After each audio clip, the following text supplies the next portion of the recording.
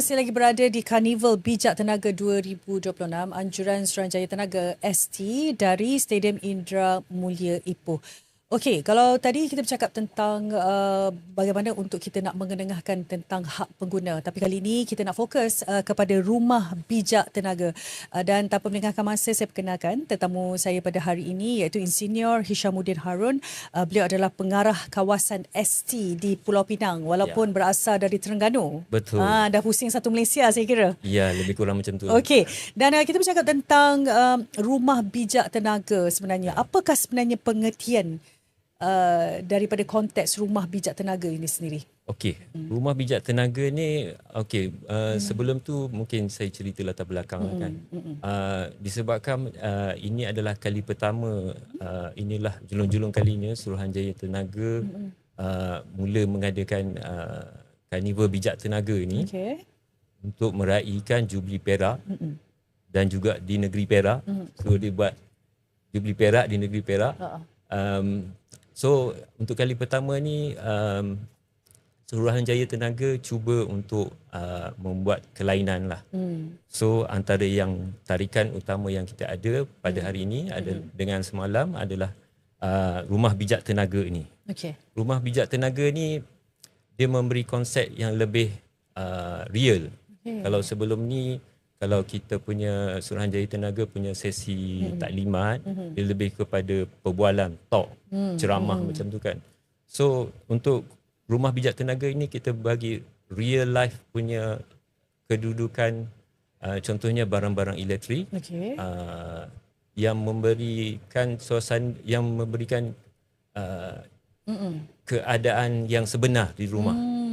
Contohnya dia punya idea, dia mengambil idea daripada showroom seperti showroom IKEA yang mana pengunjung boleh merasa sendiri. Dia boleh feel bila dia masuk, contohnya ada ruang dapur. So dia boleh rasa kedudukan, boleh nampak kedudukan kelengkapan elektrik di dapur itu.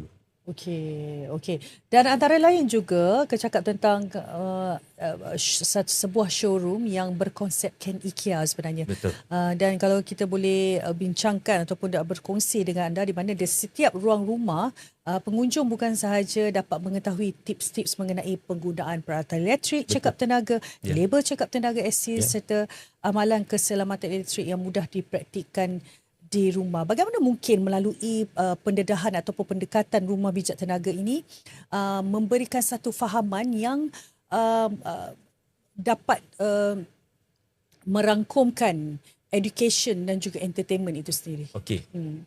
Suruhanjaya memperkenalkan konsep edutainment kan, di mana education dengan entertainment. Dia memberi satu pengalaman yang real.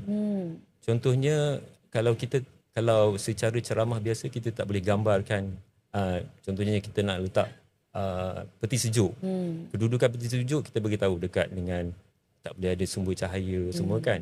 So bila kita tunjuk yang real life, 3D ruang dapur ni, contohnya kita di dalam ruang ini kita letakkan betul-betul kedudukan peti sejuk itu tidak boleh ada berdekatan dengan sumber cahaya, berdekatan dengan dapur elektrik kan. So ia secara tidak langsung dia memberi maklumat yang jelas kepada pengunjung-pengunjung lah. Dan antara lain juga bagaimana boleh adanya idea untuk nak memperkenalkan konsep Rumah Bijak Tenaga sendiri oleh Suruhanjaya Tenaga? Idea ini bermula apabila seperti yang saya cerita tadilah, sebelum ini kita punya pendekatan lebih kepada ceramah-ceramah yang seperti classroom, kedudukan di mana dalam ruang bilik darjah, di mana pendengar akan mendengar dan dia tidak ada two-way communication kan. So bila ada konsep Rumah Bijak Tenaga ini, pengunjung boleh datang dan merasai keadaan di mana terdapat juga di dinding-dinding dan juga petugas-petugas dia akan memberi dia akan menceritakan tips-tips yang patut ada di dalam di apabila menggunakan kelengkapan elektrik itu lah.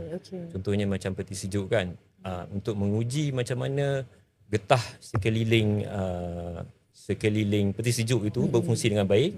So dia akan ada satu ujian dia. Kita perlu meletakkan contohnya kita letak satu helai kertas A4, kita cuba masukkan di celah-celah peti sejuk tu. Kalau dia boleh masuk, maknanya dia punya getah tu sudah tidak baik lah. Dia akan menyebabkan udara sejuk tu keluar. Itu kira macam indikator ke? Ya, betul. Cara-cara untuk kita test di rumah. Mudah je sebenarnya. Ya, betul. Semua orang boleh buat. Betul. Dan mungkin antara lain, kalau kita bercakap tentang rumah bijak tenaga ni, selain daripada pengunjung didedahkan dengan barangan elektrik yang cekap tenaga, khususnya peralatan yang punya label cekap tenaga ST.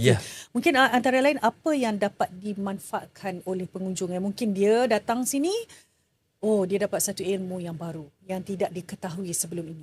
Ya, itulah apabila pengunjung datang sendiri dengan sini, di sini kita mengumpulkan semua pakar-pakar dalam bidang elektrik ni kan. So pengunjung boleh secara langsung bertanyakan mengenai tips-tips yang kemungkinan sebelum ini tidak tahu pun, mungkin tidak disedari pun kan. So dia, orang kata, kita dapat belajar secara langsung lah apa yang diberikan tu. Itu sebenarnya lah yang cuba diberikan pendedahan. Dan sedikit mungkin penjelasan mengenai pendekatan edutainment. Kenapakah konsep edutainment tu diterapkan melalui rumah bijak tenaga ni? Apa yang cuba disampaikan dan secara tidak langsung di masyarakat khususnya dapat manfaat daripada itu? Okey. Ialah perkataan dia edutainment kan. So dia yang penting ialah memberi pendidikan kepada semua jenis lapisan masyarakat. Contohnya pada hari ini saya tengok ramai yang family. Dia bawa keluarga dia, bawa anak dia, anak isteri dia kan. So apabila dia datang bersama-sama tu, dia dapat belajar bersama-sama. Contohnya dia bagi tahu kan, kalau pegawai Suruhanjaya Tenaga bagi tahu, amalkan suhu di dalam apabila menggunakan pendingin hawa, disetkan kepada 24 darjah Celsius. So dalam masa yang sama, anak yang datang sekali tu dia akan belajar juga. Dengar tu, Suruhanjaya Tenaga bagi tahu kena 24 darjah Celsius saja minimum kan. So saya rasa itu lagi baiklah. So the edutainment, dalam masa yang sama kita bagi juga giveaway semua kan, gift yang ada lah. Okey. Dan sikit mungkin saya boleh tambah, bercakap tentang itu juga, mungkin pengunjung yang datang dapat mengetahui sedikit sebanyak tips-tips penjimatan tenaga dan juga keselamatan elektrik secara santai. Itu yang cuba didedahkan. Betul. Santai tu mungkin, tapi kan kalau kita bercakap tentang penghawa dingin ni, kalau 24 darjah Celsius tu dah kira panas juga sikit tu ya. Ya, tapi kalau ikut secara saintifiknya, suhu badan kita ni dia ada dia punya comfort, thermal comfort, di mana sebenarnya kita tak perlukan suhu yang sangat rendah pun. Kita perlukan 24 tu dah memadai bagi kita. Mungkin kalau kita pakai yang rendah lagi tu, mungkin sekejap bolehlah untuk ruang, untuk bagi sejuk ruang. Tapi Cik Syamuddin, kalau bercakap tentang dia mengikut juga suhu badan kita, ada orang mungkin dia badan besar, dia rasa 24 tu dah macam 32. Mungkin yang besar sederhana atau kecil tu 24 just nice. Tapi susah, dia agak subjektif juga. Tapi mungkin kalau kita bercakap tentang eksklusiviti untuk penggunaan penghawa dingin tu, sebenarnya masing-masing lah, tu pilihan masing-masing. Tapi orang kata kalau as the temperature goes up, dia lebih jimat.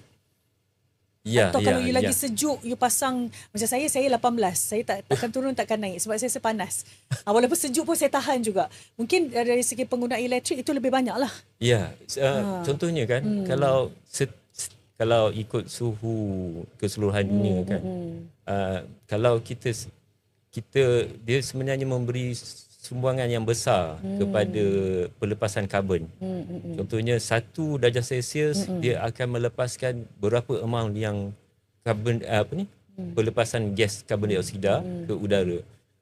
saya rasa kita perlu cuba mendidik diri kita supaya kita letakkan, kalau kita turunkan satu darjah Celsius, kita membazir, kita membuat satu pembaziran dan kita mencemarkan alam. Saya rasa kalau 18 tu ialah memang tinggi, memang dia menggunakan tenaga yang banyak. Okey, dia lagi sejuk sebenarnya, lagi banyak lah kan. Betul. Tapi lah Cik Syamuddin, kita dah kerja seharian, bekerja di luar, jadi itulah orang kata tepuk dada tanya selera. Itu adalah pilihan masing-masing. Kalau rasa nak sejuk lebih macam saya, kena bayar lebih lah, jadi tak boleh nak komplain. Tapi saya rasa mungkin Puan punya amalan mungkin dalam tengah malam mungkin dah tutup terus kan. So dia punya suhu sejuk tu dia boleh maintain. Macam biarkan je. Okey, dan kita sedikit mungkin penjelasan daripada Cik Syamuddin juga kalau tentang rumah bijak tenaga ini, nak fokuskan kepada isi rumah. Adakah ia turut melibatkan premis perniagaan mungkin? Ya, untuk sesi yang kali pertama ni rumah bijak tenaga, dia ialah kalau Puan pergi ke sana, dia lebih kepada pendekatan kepada domestik juga, kepada domestik saja. Dia punya setup di dalam ruang bilik yang kami sediakan. Tapi saya rasa amalan yang sama juga boleh dipakaikan kepada suasana pejabat di industri kan. So kalau contohnya kalau di pejabat kita ada pantry. So susunan pantry pun kena ikut yang macam yang kami bagilah. Ataupun macam kembali lagi kepada suhu tadi. Suhu di pejabat kita tetapkan kepada 24 darjah Celsius. Dan mungkin satu lagi saya boleh tambah yang berkaitan dengan labor cekap tenaga. Barangan elektrik yang menggunakan sistem bintang, kalau menggunakan kelengkapan elektrik yang menggunakan 5 bintang, lebih cekap tenaga dan secara dari segi long term lebih menjimatkan kepada pengguna lah. So saya rasa amalan yang sama juga boleh dipakai kepada industri dia. Jadi Cik Syamuddin, secara ringkas mungkin apakah nasihat Cik Syamuddin kepada masyarakat di luar sana untuk terus mengamalkan langkah berjimat cermat, tidak membazir, dan mungkin sebagai ibu bapa bagaimana mereka untuk memberikan pendedahan kepada anak-anak mereka tentang penjimatan penggunaan elektrik itu sendiri? Ya, okey. Sekarang kalau tengok kepada silibus untuk anak-anak punya sekolah kan, daripada sekolah rendah lagi kita punya government sudah mengadakan even ada satu subjek yang electrical punya subjek. So dalam yang sama pendidikan daripada awal tu amatlah penting supaya kita bagi kesedaran supaya dia bersedia education kepada dia orang lah kan, untuk aware bahawa penjimatan tenaga ni perlu untuk masa depan. Disebabkan kalau Puan tahu situasi sekarang krisis di Asia Barat. Kita menggunakan tenaga tidak boleh diperbaharui. Yang mana pada masa yang akan datang dia akan semakin habislah. So generasi yang ke depan dia memerlukan kepada kecekapan tenaga dan penjimatan tenaga. Maknanya kita kena ambil langkah ataupun pendekatan awal bermula pada hari ini. Terima kasih saya ucapkan kepada Insinyur Syamuddin Harun selaku pengarah kawasan ST di Pulau Pinang. Terima kasih. Ada ruang dan rezeki, kita akan jumpa lagi. Jadi terima kasih di atas perhatian anda. 2 hari kami bersama dengan anda sempena dengan Karnival Bijak Tenaga 2026 Anjuran Suruhanjaya Tenaga atau ST dari Stadium Indra Mulia Ipoh. Dan kita dah sampai di penghujungnya. Moga ada rezeki, kita akan jumpa lagi pada tahun hadapan. Saya Zana Syed. Assalamualaikum.